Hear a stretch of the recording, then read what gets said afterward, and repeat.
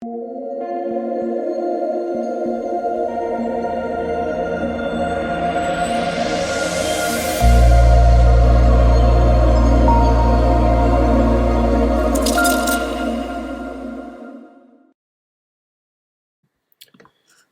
what is going on, guys? It's DK. Back at you with another video here. It's rating the 3-game CSGO late slate on Monday. Before I get into the video, if you guys are new to the channel, my name's DK. I make daily videos breaking out NBA, NFL, and esports daily fantasy sports slates. Esports including Call of Duty, League of Legends, and this one, Counter-Strike CSGO. So with that out of the way, let's jump into the video. Before we get into players and the prices for this 3-game late slate, what we can do is we can look at the odds for these games. Now, again, if you guys are interested in the main slate breakdown, I did have that up. That one is already up on my channel, so if you guys are interested in watching that, I just recently uploaded that. But let's talk about the odds here. So we have Furia versus MIBR. Furia are -200 favorites. Chaos versus GenG. GenG are the biggest favorites for the late slate at -235. Then Evil Geniuses for 100 Thieves. We just saw that game recently. It went down to the wire. EG did win, but it was close. Again, basically pick 'em EG or slight favorites are at -120. So first, let's talk about MIBR versus Furia. So I think this slate is going to be pretty chalky. MIBR has, or not MIBR, sorry, Furia, I should say, has really been dominating MIBR. If we just look at their history, we have Furia at 12 wins compared to 2 wins for MIBR. So this is, again, a slate. I think these Furia guys, as well as the GenG guys, are going to be very, very popular. Now, again, on the Furia side, Quesarado's price is way too cheap. He's about $1,500 too cheap, in my opinion, 8.2K. He's one of the best plays in the slate. I know he's, struggled last couple of games, but doesn't really worry me too much when he has numbers of 0.74 kills per round, 0.56 deaths per round. Now, we do have Henny at 0.69 and 0.56, and Yuri at 0.76 and 0.62. So those guys have good numbers as well, but they're a little bit more expensive. Quesarado has the best overall numbers. I think Quesarado is one of the best plays of the day. He's going to be really, really popular. Art and Vinny in this one, I don't think we have to do it.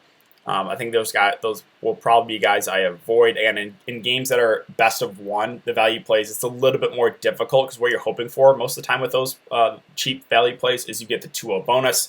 That's obviously not the case now in these best of one games. So I don't really think I get to the really cheap value option. I think it's kind of a cross-off. Quesarado, one of my favorite plays.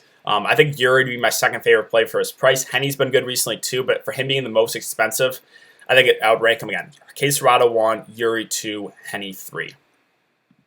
On the MIBR side, so this is a team that's going to be pretty low on, in my opinion. They've just not been able to beat Furia. Furia's had their number, so I think these guys, for that reason, again, are going to be low owned. But I like the prices on some of these guys. Now, Fallen, sure, is a little bit overpriced, but I think he makes for an interesting contrarian play because of the upside he has, right? If we look at his numbers, he's got 0.73 kills per round, 0.5 deaths per round. He uses the AWP, which is obviously a plus. He's just a player that, always seems to come up with those big clutches too. He can really put up a big game, but he's just someone that's going to be contrarian because of, Furia's recent play and how they've really been dominating MIBR. So Fallen, again, he's a little bit overpriced, but I think, again, he makes for an interesting contrarian play because not a lot of people are going to go to him. And I think you can pair him with someone if this is the route you want to take, right? If you want to go for the underdog, if you want to differentiate yourself. I think it would be Fur for me. KNGV is viable as well, but I like Fur a little bit better for, they're both priced about the same. I think Fur has slightly better numbers overall. So I would like to pair Fur with Fallen if that's the way you want to go. Again, I think that's going to be super contrarian, but it's definitely possible. We've seen, anything can happen in these CSGO games. I know they're only -200 favorites. So yeah, sure. I think MIBR could pull off the upset, and you're going to get these guys at really, really low ownership because of their recent play, their overall history against Furia. So yeah, I do like Fallen. I do like Fur for again, more contrarian plays. Fallen, I know he's a little bit overpriced, but that's going to very much lower his ownership. Fur, I like that price a good amount if that's the direction you want to go. Again, for the cash game, the chalky route, it's definitely those Furia guys. It would be Quesarado and Yuri for me. Next, we have GenG versus Chaos. So GenG, the biggest favorites of the day at -235. I think these guys all look pretty good for their price points. Now, normally a GenG team is a team that's a little bit hard to break down because they're a little bit more balanced. Besides Daps, Daps is kind of a cross-off, but now you're getting with the biggest favorites of the day, and they're all under 8K, where you have Automatic at 7.8, Ben 10 at 7.6, and Kusta at 7K. All three of these guys look really good for, again, a cash game setting. Automatic, 0.7 kills around 0.62 deaths per round. Kusta, 0.7 and 0.67, and then Ben 10, 0.69 and 0.65. Sam has okay numbers as well, about even 1 KD.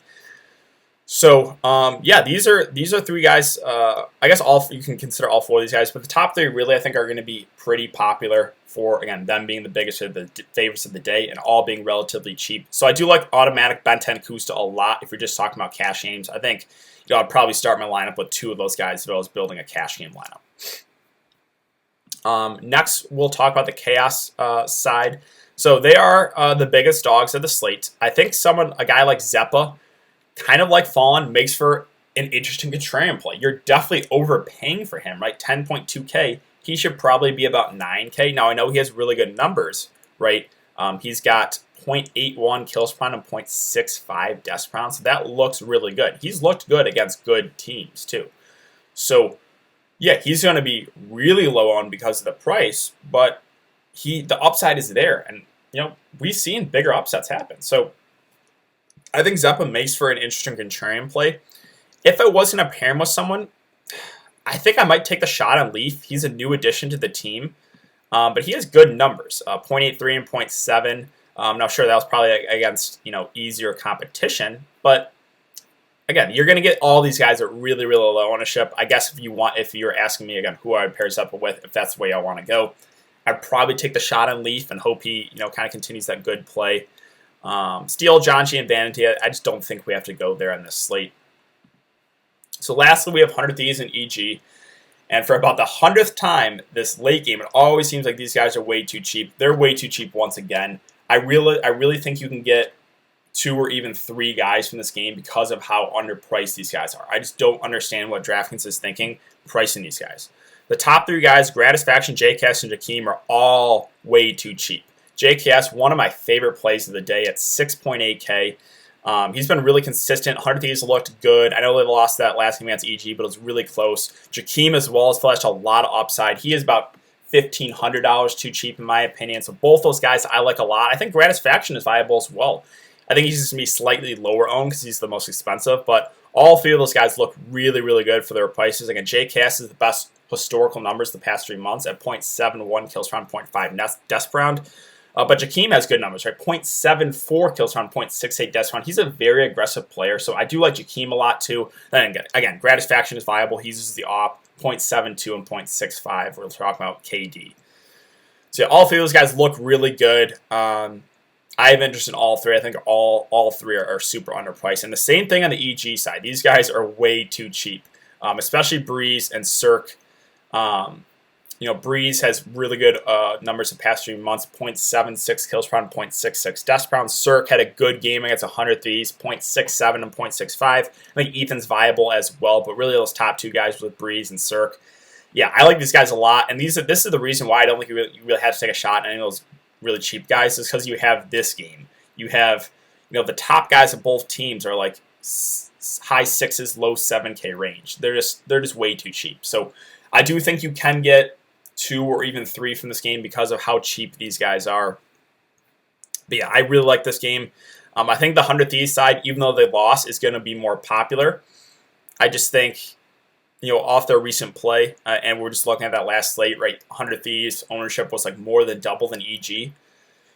So, yeah, I think for that reason, 100 Thieves will once again be a little bit more popular. But I think this one could go either way. I think you can play players from both sides because of how cheap their prices are. So, yeah, I like a lot in this game. Again, the top 3 guys on 100 Thieves and the top 2 there in EG with Breeze and Cirque. And Cirque, recently, they just played. Cirque had a big day at 71 against 100 Thieves. So, yeah, I like the price points a lot in that last game. All right, so let's talk about cash games now and who I would target if we're just talking for safety again for a cash game format. So it would be the Furia guys. So Quesarado and Yuri would be 2 guys I would definitely consider. The GenG guys with any of those top 3, Automatic, Ben 10, and Kusta. And then probably JKS on 100 Thieves and Breeze on EG. Those are the guys I would consider for captains if you're talking about a cash game setting. Again, the The Furia guys and the GenG guys are going to be very popular. I think this last game will garner some ownership too because of how cheap everyone is. Again, I think an interesting pivot if you want to get contrarian is go to the MIBR side. I know they've really been bad against Furia, but I still think they can pull off that upset. The Chaos side, they're also going to be very, very low owned, but we've seen anything can happen. So, yeah, Zeppa, Fallen are two guys going to be really low owned, but if they can have that, if they hit their upside, right, and if they pull off the win, they're going to be low owned. You're going to be in amazing shape. So if that's the way you want to go to differentiate yourself, I don't mind that at all. But yeah, I think that is going to do it for the video, guys. So if you have been enjoying the content so far, I really appreciate it if you'd like this video. Subscribe if you haven't already and hit that notification bell. We're at, again, 3.26 thousand subscribers. So it really does, hitting the notification bell does really help me out to continue to grow this channel. So yeah, looks like, I think for the next few days, we're going to have the main slate and late slate. So I'll probably have 2 videos a day for CSGO for the next week or so, however long this lasts. And then again, we have Call of Duty upcoming this next weekend starting Friday, so we're really excited for that. We'll have a video up for Call of Duty probably Wednesday or Thursday, so be on the lookout for that. But yeah, thanks again for everyone to come and check the video. Hope you guys are all staying safe, and I will see you all in the next one.